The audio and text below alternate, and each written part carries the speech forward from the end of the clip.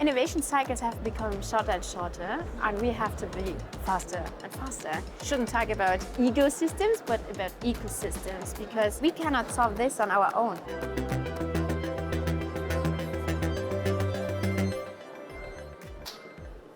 Welcome to The Big Question, the series from Euronews where we speak to some of the biggest names in business.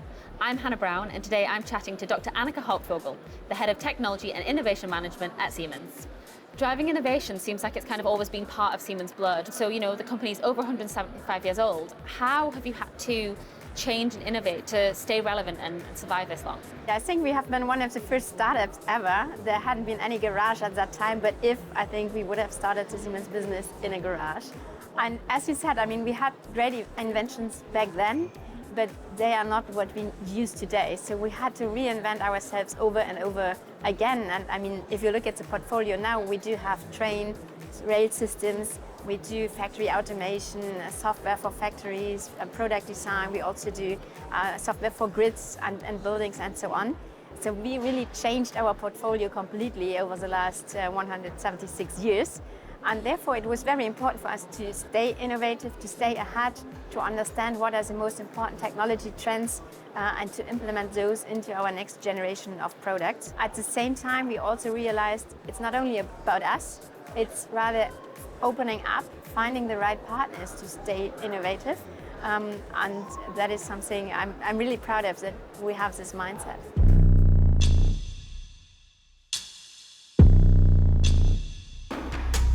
Can you tell me a little bit more about kind of some of the new strategies that you're working on right now? The strategy of Siemens is kind of simple. It's just combining the real and the digital world. But what does that actually mean, right? So we do this because the real world is getting more and more complex. You have all the different systems, and it's hard to really understand what is going on. That's why we want to have the digital world, like a replication of what is going on in the real world. But there you can dive deeper into what is interesting to you. So for example, if you want to go from Paris to wherever in France and you want to take the train, then you have an app that shows you what is the fastest train connection. And this is nothing else than transferring the real world, the real traffic situation in this virtual environment, right? And then it makes it quite easy for you to just find the best solution to get from Paris to wherever, just by using the digital world, because it just shows a small part of what is actually needed to take this decision. And so that is what you can use in your daily life, but for Siemens it's even more important to have this for the industrial world. So for factories, for example, factory processes, they are very complex, but how to make the right decisions, and therefore it's helpful to have this digital replication of the factory where I can dive deeper into the questions I want to have answered. So by using the industrial metaverse to help develop your new products and innovations, what effect does that have on the environment and the planet? So the industrial metaverse is the replication of the real world, right? So it's mirroring the real system at any given point in time. But it also already starts in the design phase. So if you design a new product, you start in this virtual environment.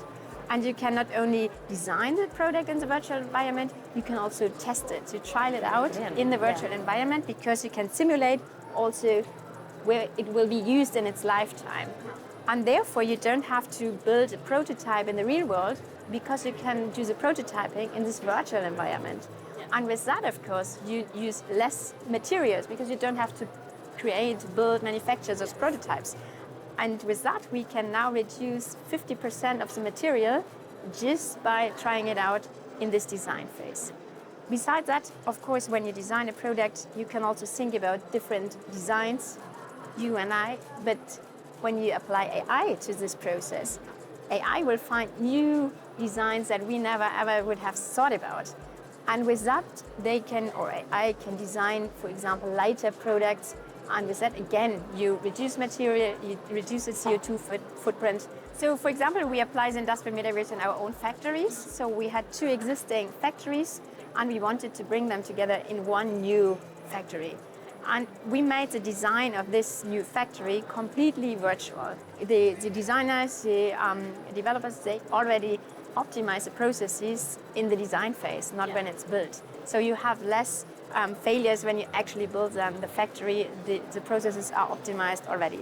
Now, comparing the old factories with this new one, we saw that the productivity increased by 20%.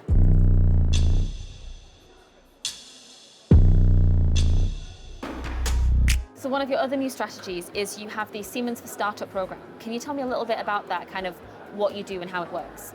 Sure. So we believe that startups are very important. Every startup is very innovative. They are disruptive. They use the next generation of technology. And that's what we also want to do within Siemens. And that's why we want to collaborate. So we have 3 different opportunities for startups to work with us. First of all, we want them to grow because, as I said, we can do a lot of things in this virtual environment by using our software. So if you're a startup and you want to develop a new product and your budget is limited, of course it's very helpful to be able to do this, first of all, virtually without any material. And that's why we offer startups our software for free so that they can use it to build their product. What we also do is connecting the startups with our customers, for example.